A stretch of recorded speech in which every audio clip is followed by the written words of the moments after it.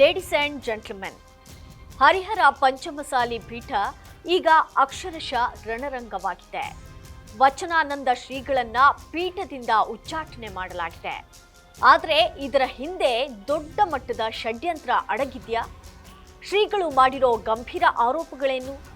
ಈ ವಿವಾದದ ಬಗ್ಗೆ ಕಂಪ್ಲೀಟ್ ಡೀಟೇಲ್ಸ್ ಅನ್ನ ನಾನು ನೀಡ್ತೀನಿ.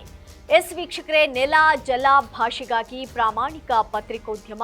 ನೀವು ನೋಡ್ತಾ ಇದ್ದೀರಾ ಫೋಕಸ್ ಟಿವಿ. ನಾನು ರೂಪಲತಾ.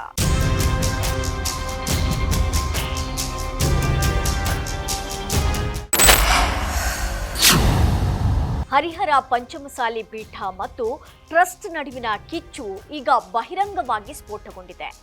ನಿನ್ನೆ ನಡೆದ ಸಭೆಯಲ್ಲಿ ಟ್ರಸ್ಟ್ ಸದಸ್ಯರು ಶ್ರೀಗಳ ವಿರುದ್ಧ ಗಂಭೀರ ಆರೋಪಗಳನ್ನು ಹೊರಿಸಿದ್ದಾರೆ.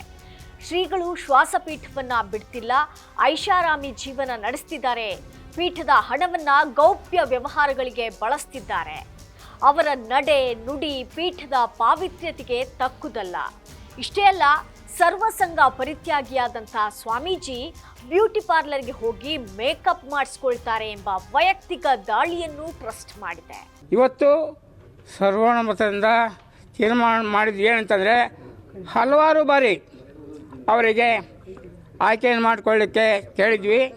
ಏನು ಅಂತ ಹೇಳಿದ್ರೆ, ಪೀಠಕ್ಕೆ ಬರಬೇಕಾದ್ರೆ ಶ್ವಾಸಪೀಠ ಬೇಕೋ ಅಥವಾ ಪಂಚಮಸಾಲಿ ಪೀಠ ಬೇಕು ಅಂತ ಕೇಳಿದಾಗ ಪಂಚಮಸಾಲಿ ಪೀಠ ಆಯ್ಕೆ ಮಾಡಿಕೊಂಡು ಹಲವಾರು ಬಾರಿ ವಿನಂತಿ ಮಾಡಿಕೊಂಡ್ವಿ, ಮತ್ತು ಮುಂದೆ ಹಾಕ್ಕೊತ ಬಂದ್ವಿ.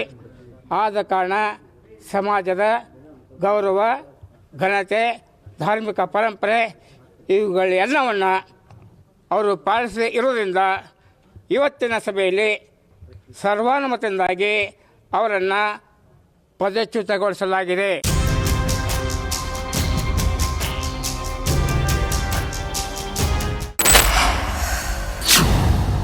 ಇನ್ನು ಉಚ್ಚಾಟನೆಗೆ ಬೆದರದ ವಚನಾನಂದ ಶ್ರೀಗಳು ಟ್ರಸ್ಟಿಗಳ ವಿರುದ್ಧವೇ ತೊಡೆತಟ್ಟಿದ್ದಾರೆ.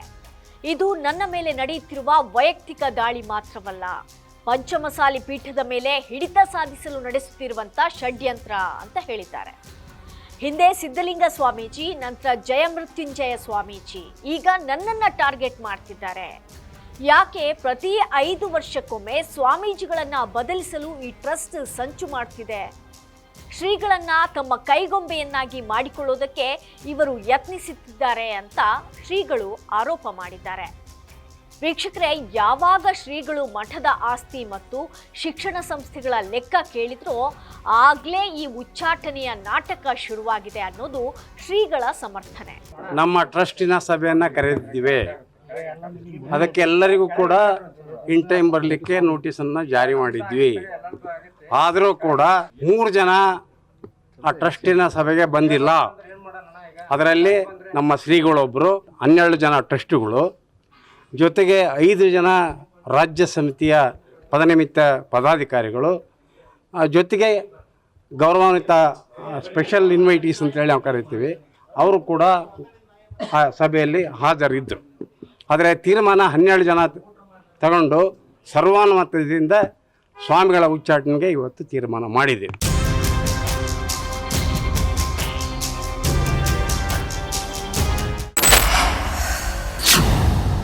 ಕಳ್ಳರೇ ಬಂದು ಕಳ್ಳರಿಗೆ ರಕ್ಷಣೆ ಕೊಡುವಂತಾಗಿದೆ ಅಂತ ಅವರು ಟ್ರಸ್ಟಿಗಳ ವಿರುದ್ಧನೇ ಹರಿಹಾಯ್ದಿದ್ದಾರೆ.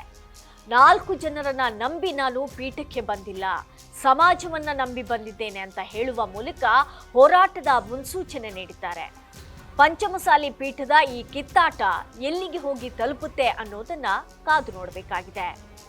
ಇದು ಈ ಕ್ಷಣದ ಸುದ್ದಿ.